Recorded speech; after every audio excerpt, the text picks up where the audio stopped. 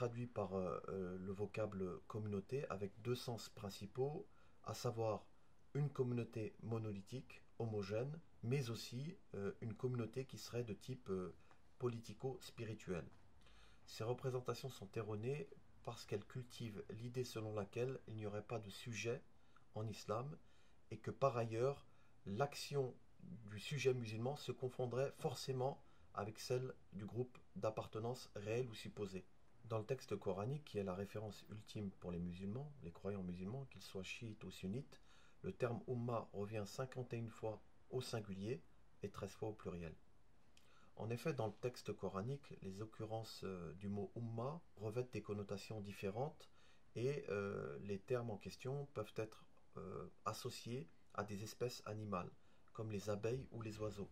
Le mot Ummah peut renvoyer à l'aisance matérielle, mais également au fait qu'une personne ait un statut prééminent qui font d'elle une référence. Par ailleurs, le vocable Ummah peut être rapproché de qui signifie matrice ou mère. Le mot Ummah avant l'islam était fortement polysémique. Il pouvait renvoyer à tradition, situation ou direction.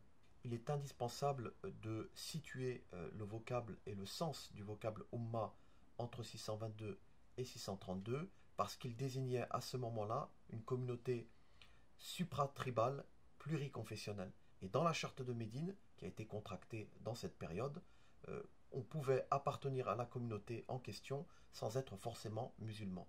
Aujourd'hui comme par le passé, le terme Ummah reste éminemment polysémique.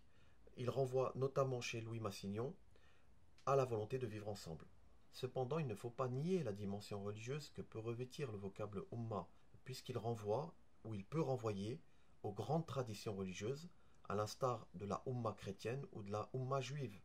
En plus de la connotation religieuse du terme Ummah, le vocable en question peut également renvoyer à une dimension politique, en ce sens qu'il désigne parfois la nation. Par exemple, la nation arabe ou les Nations unies.